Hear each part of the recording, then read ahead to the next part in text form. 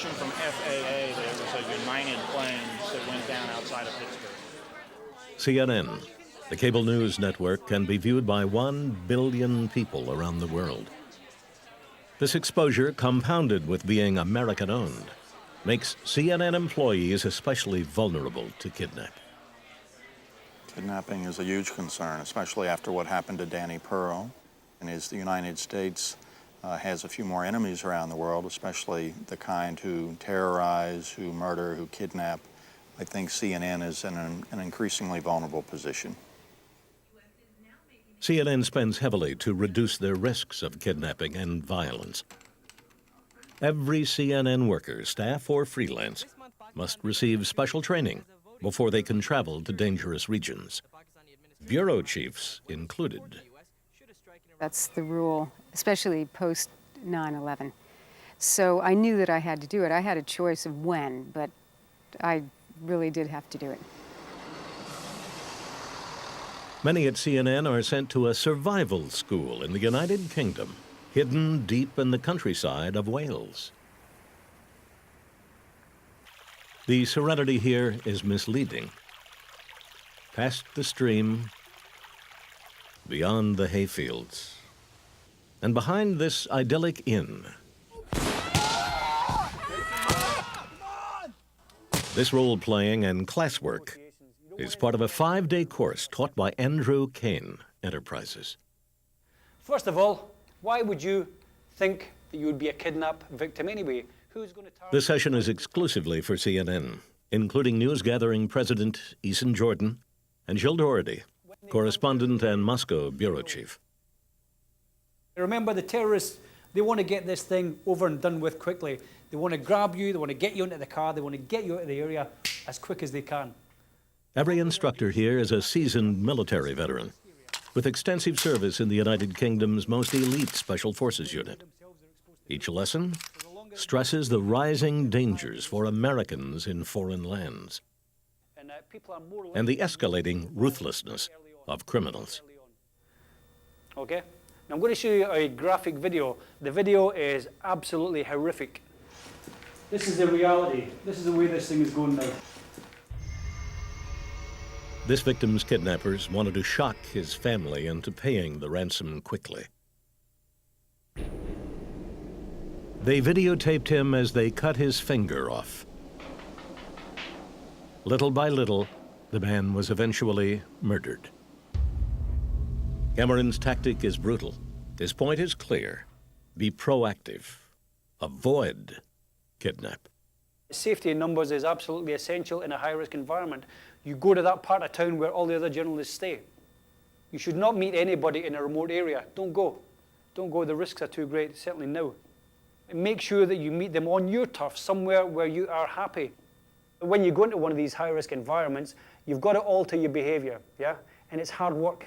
You've got to avoid all these patterns, yeah? Be as unpredictable as you can. Cameron uses live demonstrations to drive home lessons. This one shows how a predictable schedule helps kidnappers plan your capture.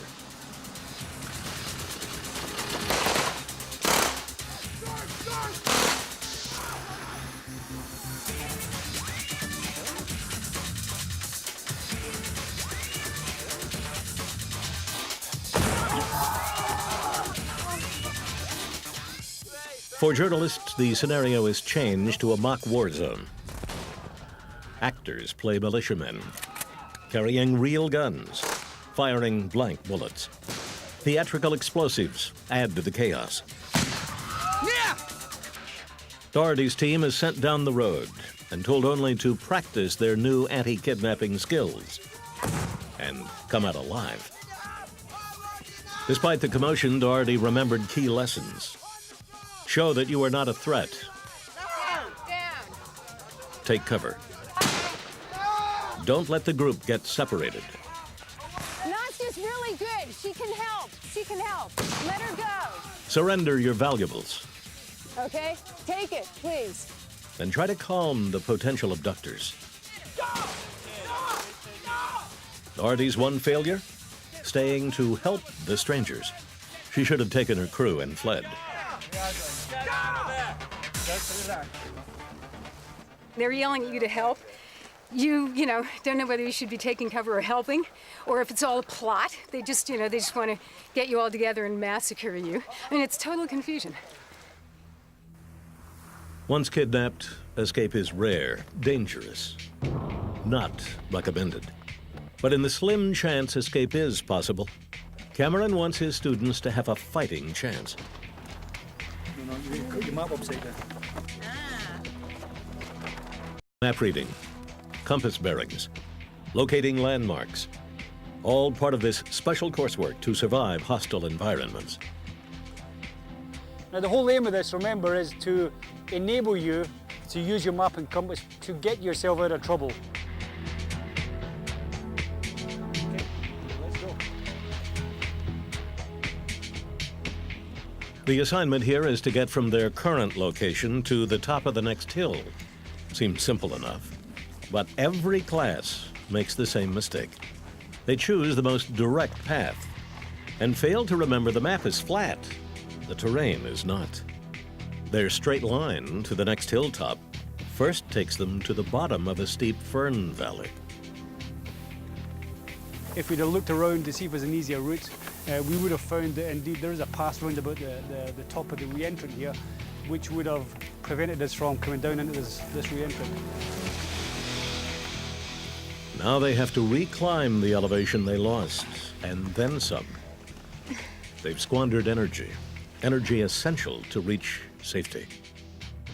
Doherty is an athlete, and first to the top. Jordan is dead last, and arrives exhausted. You were quoted here. They said you would never make anyone do anything that you yourself wouldn't do. So you did it. Well done. As president of CNN News Gathering, Jordan personally travels to many world hotspots. He understands the dangers and how to minimize the risk. We simply will not send people to these places unless they have gone through this training program. Roughly 1,000 people report up to me at CNN. Roughly half of those have some potential of being in very dangerous situations where they could run the risk of being killed, run the risk of being kidnapped. And there's no greater concern I have as the chief news executive of CNN than keeping those people alive. It makes sense to anticipate trouble for journalists traveling to dangerous areas. But a businessman? Closing the deal with a foreign investor? Then I put chains around the feet, put chains around the ankles. And we just sat there, dumbfounded, basically.